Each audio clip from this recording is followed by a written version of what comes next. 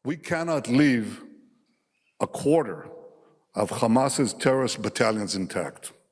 Hubungan Presiden Amerika Serikat Joe Biden dengan Perdana Menteri Israel Benjamin Netanyahu dilaporkan semakin renggang sejak awal Februari ini.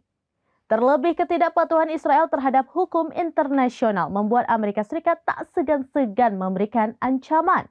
Amerika Serikat mengancam akan menghentikan seluruh pasukan senjata ke Israel jika Israel masih abai dalam memastikan keamanan sipil di Gaza selama perang. Hubungan Presiden Amerika Serikat Joe Biden dengan Perdana Menteri Israel Benjamin Netanyahu dilaporkan semakin renggang sejak awal Februari ini. Gesekan antar keduanya pun berujung kepada Amerika Serikat yang memberikan ancaman memberhentikan seluruh pasukan senjata kepada Israel. Ancaman tersebut benar-benar akan dilakukan Amerika Serikat jika Israel tidak patuh terhadap hukum internasional. Dilansir dari Tribunnews.com pada Kamis 29 Februari 2024, gesekan antara Joe Biden dengan Netanyahu terjadi karena perbedaan penanganan perang di Gaza. Israel berulang kali mengabaikan saran Amerika Serikat dalam penanganan konflik Gaza, terutama perihal keamanan sipil.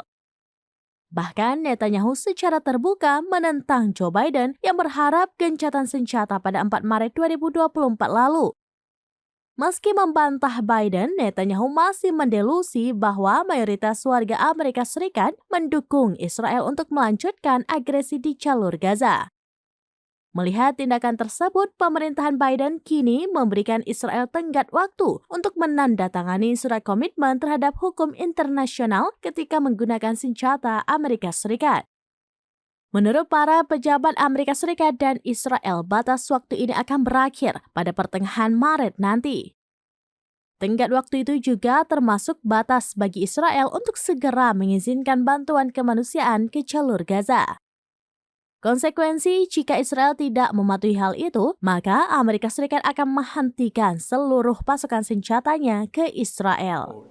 A statement heard around the world that does nothing but encourage bad behavior. Demikian informasi terkini Syederalun. Saksikan terus beragam informasi lainnya. Coba like dan share seluruh akun serambinews.com.